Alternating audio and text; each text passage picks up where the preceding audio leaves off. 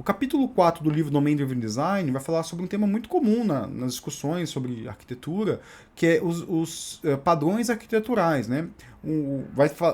Trazer um que era muito comum quando o livro foi escrito e que a gente fala o tempo todo. Eu tenho até um vídeo aqui sobre arquitetura hexagonal que eu toco um pouco no assunto, só que a arquitetura hexagonal é mais moderna do que ele vai falar aqui, né? Então, como o livro começa, né? A parte de software que resolve especificamente problemas de domínio geralmente constitui uma pequena porção do sistema como um todo. Isso aqui, na verdade, a gente tem que lembrar uma coisa: esse livro foi escrito no começo dos anos 2000. E talvez o software que você escreva hoje é radicalmente diferente do que é o software escrito no começo dos anos 2000. No começo dos anos 2000 não eram tão comum existir frameworks. Os frameworks modernos não existiam. Então existia muito mais código, além daquele código ali que hoje em dia a gente consegue isolar bem o código de domínio, né? Então assim, a gente tem que ter em mente que esse livro foi escrito muito tempo atrás, ele tem quase 20 anos. Então assim, é bem diferente, né? E aí, ele propõe o quê? Qual técnica para isolar domínio? Aqui eu coloco a primeira bolinha na minha linguagem de padrões, que é arquitetura em camadas. Né? A arquitetura em camadas tem como objetivo isolar o modelo. Se a gente quer isolar o modelo dos demais códigos, a gente acaba usando a arquitetura em camada.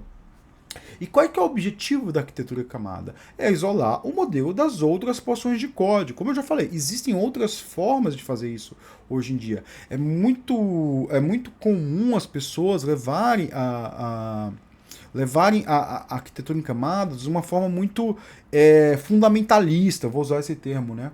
Então, assim, as pessoas querem trabalhar a arquitetura em camadas de uma forma muito fundamentalista, isso aqui não tem muito sentido hoje. Naquela época que foi escrito, eu não sei se você já trabalhou com código Java, que do começo dos anos 2000, você tinha lá o servlet, que era basicamente um listener de HTTP que você implementava, definia quais os endpoints por regex que vai ser chamado. Então ali o que você fazia? Você parseava a request, depois você chamava o seu modelo de domínio e por fim você chamava o seu RM, que às vezes algum software nem tinha RM. Eu já peguei software, principalmente software legado, que não tinha um RM. Era basicamente usar o JDBC ali para fazer uma chamada SQL e enviar para o banco de dados. Então a gente tinha naquela época essa visão. E o que acontecia? A gente tinha que isolar o domínio. Então, assim, o que era o servlet era a primeira camada, né? Aí depois você tinha a segunda camada de domínio, que era o coração, e por fim a camada de persistência, que era o quê? Era onde eu ia chamar o meu JDBC, né? Ou onde eu ia chamar o meu ORM, né? Assim, quem já trabalhou com JPA recentemente sabe que é só mapear uma classe de modelo, né? Mas antigamente não era assim, você tinha que escrever muito mais código. Então o objetivo da arquitetura em camadas é isolar o domínio. Então, mas eu consigo isolar o meu domínio com o meu framework muito bem. Se você consegue, beleza, você tá alcançando aí o que ele já propunha com a arquitetura em camadas, né?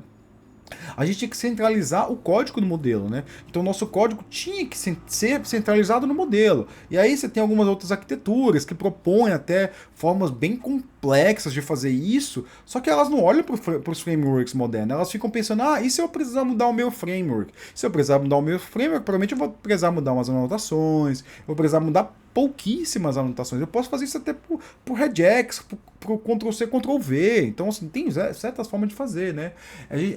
Centralizar o modelo também é bom para visualizar a relação do modelo e as alterações necessárias. Então, assim, se eu tiver... A gente vai ver um pouquinho na segunda parte desse vídeo, uma de padrão, vai ser muito difícil separar o modelo, né? Aí, isso é o contexto que eu já estava dando, né? Quando esse livro foi escrito, não existiam os frameworks modernos e nem os ORMs, né? Os frameworks web. Então, assim, o código, existia muito código, e era muito código mesmo, assim, tipo, se você fazia uma simples consulta ao banco de dados, você tinha mais código de web e mais código de banco de dados do que código de modelo, né? A lógica de banco era escrita nas classes do modelo. Então, se eu modelava ali meu objeto usuários, eu tinha que botar a lógica do banco ali, eu tinha que gerar o SQL ali. O que, de certa forma, a gente faz hoje com o JPA, o Hibernate, blá blá, mas era de forma diferente, né? As camadas, eu ia falar assim, na arquitetura de camadas, as camadas inferiores oferecem serviço às camadas superiores, né? Então, assim, Que significa? Serviço está em maiúsculo aqui. Ele vai trabalhar serviços no capítulo mais à frente, né? Os serviços, eles são sempre, eles sempre expõem o serviço, né? E outros objetos consultam. O que ele está dizendo aqui? Que as camadas superiores vão sempre consultar as camadas inferiores. As camadas inferiores não vão ter conhecimento das camadas superiores, né? As camadas superiores podem subscrever ou usando o padrão Observer. Olha como ele trata traz um padrão de projeto aqui. Um padrão bem clássico, né, do Observer, que está lá proposto no livro Gang of Four, de 94, né? O que é muito útil, assim, sempre, se você usa, por exemplo, quem é desenvolvedor JavaScript, basicamente usa um Observer o tempo todo, porque front-end é basicamente baseado em Observer, caso você não saiba, né? Tipo, o HTML, o DOM, ele usa muito Observer. Então, os camadas superiores eles podem submeter com Observer. A gente vai ver isso um pouquinho mais à frente em outros vídeos, né? Aí, depois ele trabalha o padrão, né? O padrão de arquitetura em camadas, e ele trabalha um antipadrão, né? Poxa, mas o que é um antipadrão, assim? Tipo, o que é um antipadrão? É uma coisa que a gente não deve fazer. É um padrão identificado, né? Você deve ter falado em vídeos anteriores que quando a gente identifica um padrão, é o quê? A gente pega vários trechos de código, várias porções de código, vários repositórios e tenta identificar padrões comuns, né? Aí você vai ter os padrões de software, que a gente descreve eles como padrões, falando assim, vantagens e desvantagens, e vai ter os antipadrões, que assim, as vantagens são essas, e ele vai descrever aqui um antipadrão chamado UI inteligente, né? A interface inteligente, eu vou chamar de interface inteligente. Ele descreve isso aqui com esse texto, né? Coloque toda a lógica de negócio na interface com o usuário, divida o aplicativo em pequenas funções e implemente-as como interfaces separadas, embutindo as regras de negócio nelas. Use um banco de dados relacional como repositório compartilhado de dados. Use as ferramentas de programação visual e construção de UIs mais automatizadas que existem. E aqui eu tenho que dar mais contexto, assim. Hoje a gente se fala muito de low code, no code, IA, mas no começo dos anos 2000 ali você tinha muita ideia de, vai ter um arrasta e cola, né? Era muito comum os frameworks, que era basicamente arrastar e colar. Então você construía a interface, dava 2 cliques no botão, implementava ali as funções do botão, e isso favorecia muito esse tipo de antipadrão. Por quê? Porque eu acabava me baseando totalmente no minha IDE para construir o meu código. E aí ele trata desse antipadrão, que isso gera um antipadrão comum, que é o quê? Basicamente tem uma interface, essa interface tem código associado nela. Beleza. Isso é legítimo? É legítimo em algum contexto, ele vai trazer uma análise. A gente tem que lembrar que todo padrão ele tem que ser acompanhado de uma análise, né? E quais vão ser as vantagens de usar esse padrão da UI, a UI inteligente, né? A produtividade é alta e imediata para aplicativos simples. Eu quero fazer um protótipo aqui de alguma coisa que para ver se meu usuário vai conseguir usar. Cara, faz dessa forma. Você tem que entregar em 2, 3 dias ali, faz dessa forma. Não precisa ficar modelando tudo, né?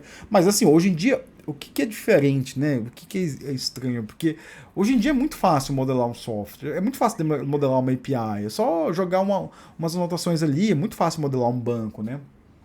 Desenvolvedores menos capacitados podem trabalhar dessa forma com pouco treinamento. Ok, beleza. Tipo, o cara pode abrir uma interface lá e, apesar que essas interfaces não são mais tão comuns assim, a gente não vê mais essas ideias de desenvolvimento de UI, né? Prototipação rápida permite o refinamento do modelo. Então, assim, se eu entrego isso rapidamente pro meu usuário, ele permite refinar o modelo, entender que não, aquilo é isso que eu preciso, não é isso que eu preciso, como a gente já falou na primeira parte, né? As desvantagens, assim, a integração é difícil, como assim, meu código vai ser uma bagunça, ele vai ser orientado à interface, a interface vai dominar o meu software, né? Então vai ser, se eu tenho que integrar isso aqui com uma API, é muito complicado. Nenhuma reutilização de componente de software, isso acontecia muito, quem usava os softwares eu vi muito isso, em ASP.NET, as pessoas faziam as páginas numa IDE, ficavam clicando nos botões, botando código, e o resultado é que você tinha muito problema de reutilização de código, porque o código estava ali na página, né? Então, a falta de abstração vai reduzir a velocidade de desenvolvimento com o tempo. Assim, a gente tem uma prototipação muito rápida no começo, mas a partir do momento que eu começo a evoluir meu software, ele começa a ficar lento. Por quê? Tem muita complexidade. Eu preciso mudar aqui essa base de dados, aqui eu preciso adicionar um campo novo. Então, tem várias células que usam aquilo. Em vez de alterar uma classe só, vou ter que alterar várias classes, vou ter que alterar em vários lugares. Isso gera complexidade, tá aqui nas desvantagens. Então, assim, essa é a análise que ele faz da minha UI inteligente, né? Então, assim, beleza, a gente falou de arquitetura em camadas, de UI inteligente, mas existem outras ideias sobre os assuntos? A gente está falando de um livro que já tem quase 20 anos, né? Sim, existem. Vamos falar um pouquinho de arquitetura em camadas segundo John Osterhout. Não sei, assim que pronuncia. Esse cara escreveu aquele livro, Uma Filosofia do Design de Software, A Love of Software Design. E ele tinha especificamente um capítulo sobre camadas, né? Não é arquitetura em camadas, sobre camadas. E o que ele fala em camadas? Ele fala que cada camada deve ter uma abstração diferente. Então, por exemplo, aqui a gente falou de como funcionava um objeto lá no servidor arcaico Java, né? Você tinha a camada web, que era basicamente o servlet, você tinha a camada de domínio e você tinha a camada de persistência, que era o JDBC. Então você tinha coisas, quando você passava de uma camada para outra, você traduzia as coisas.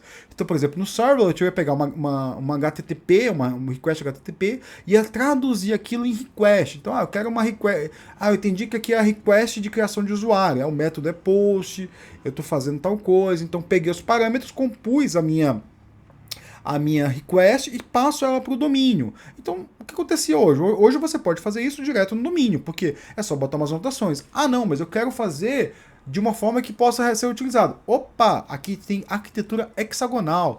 Arquitetura hexagonal eu falei num vídeo que já está linkado lá no começo do vídeo, né? Que é a separação entre portas adaptadores. Então, assim, não, eu quero que o modelo seja específico do modelo e eu bote um adaptador HTTP. Então ali eu vou ter que fazer uma chamada, alguma coisa, eu tenho uma request que seria um pouco separado, e no outro lado eu boto o meu endpoint, né? Então a gente tem aqui, uma arquitetura hexagonal vai ter o quê? Vai ter as portas e os adaptadores, que eu posso trabalhar ele de formas independentes. Então, na minha porta, vai ser a porta HTTP, ou pode ser a porta que é um Kafka, ou um RabbitMQ, ou blá blá blá, uma linha de comando, pode até ser, quem sabe, né? Ou um socket, sabe-se lá o que você pode fazer. E os adaptadores são o quê? As interfaces, né? Desculpa, né? As portas são as interfaces, os adaptadores são as implementações, né? Eu tenho uma interface lá, que é, sei lá, se usa de tal forma, tem um adaptador que é a implementação aqui dele pro HTTP, né? Então, assim, mas qual que é a vantagem da arquitetura hexagonal, né? A arquitetura hexagonal, ela propõe mais do que uma porta, né? A gente tá falando aqui numa arquitetura em camadas, ela é basicamente o quê? Um web, ou, na verdade, podia ser um desktop, era mais provável que eu estivesse falando de um desktop, uma parte de negócio e por baixo um banco de dados, né? Mas eu já tenho um MQuery aqui, um message query aqui, então, beleza, então eu tenho duas portas, eu tenho o MQuery, eu tenho o HTTP, então a arquitetura hexagonal permite essas várias portas, né? E tem a programação orientada a aspectos, que eu falei no meu vídeo sobre linguagem de programação, que é muito importante você saber, principalmente porque todos os frameworks modernos de Java trabalham com aspecto. O que é um aspecto, né? A gente tem que saber separar o código do domínio do código do aspecto. Por exemplo, eu estou falando aqui de frameworks web. Então, o que é um aspecto no framework web? Eu quero que esse meu método seja transacional. Ele esteja em uma transação. Então, eu boto o arroba transacional. O que eu estou fazendo ali? Eu estou basicamente identificando um aspecto do código, estou botando uma anotação ali, um aspecto, definindo um aspecto daquele cara, e a implementação daquela funcionalidade, ela é ortogonal ao meu código. Ela não está contaminando o meu domínio. Então, assim, o que o Eric Rives propunha os frameworks entregaram isso de forma muito bem feita, né? Então, assim, programação orientada a aspectos é muito importante de conhecer. E assim, mas eu tenho um aspecto aqui que o framework não previa, eu tenho que fazer tal coisa, blá blá. É só você estudar o seu framework. Estuda o seu framework, tenta entender como é que eu faço um interceptor ali para botar código, para gerar um proxy dinâmico daquele cara, né? No CGI existe uma maneira de fazer isso. Há muito tempo atrás eu gravei um vídeo sobre CGI. Quem trabalha com CGI pode ver. Eu não sei como é que tá no CGI, no CGI Lite, né? Então, assim, o vídeo está um pouco ultrapassado, mas assim, tá ali. Vou botar o link do vídeo aqui também, né? E a autoavaliação, né? Como a gente pode se autoavaliar? Eu tenho isolado as minhas classes de domínio das outras classes, assim, tipo, as minhas classes de domínio, elas são isoladas de outras classes. Hein? Uma outra coisa que eu não falei aqui, eu conheço o meu framework a ponto de não precisar ter que escrever bastante código, né? Eu sempre falo de JPA, tem um outro que é o Bean Validator, o Bean Validation, tem muita gente que acaba fazendo a validação de usuário no código. Botar, se o usuário, o username é válido, não, blá blá. Cara, usa o Bean Validation. O Bean Validation já gera isso automaticamente. Você tem, e no caso de APIs web, você já joga um erro para cima que é o erro perfeito. Tá tudo certinho, né? Consigo usar meu framework a fim de não precisar contaminar meu domínio com os aspectos? Tá aqui, né? É o que eu tô falando, assim. Eu entendo meu framework, conheço meu framework e eu acabo usando ele de forma inteligente, né? E aí eu te pergunto, a minha interface é inteligente, né? Eu já vi muito isso e eu vejo muito isso. Eu sempre falo disso quando vou falar quando eu vou ver uma API, que assim, as pessoas colocam toda a inteligência na interface. Então assim, o back-end fica uma coisa burra, né? Tipo, ele só retorna o. Ele vai ter no máximo ali uma validação de usuário com autenticação. Ele não tem muita inteligência ali no back-end. Então a gente pode adicionar inteligência no back-end. O back-end ele tem que expor o quê? Uma API REST. Eu falei de API REST nos vídeos anteriores. Aliás, eu soltei vários vídeos, por quê? Porque eu vi o gatilho aqui para falar de outros temas. E por isso que eu falei de API REST, é por isso que eu falei de linguagem de programação, né? Então, assim, com isso a gente entendeu o quê? A gente entendeu como usar a arquitetura orientada a camadas, né? A gente aprendeu o que é uma UI inteligente, como evitar nela. Eu espero que tenha te ajudado. Obrigado.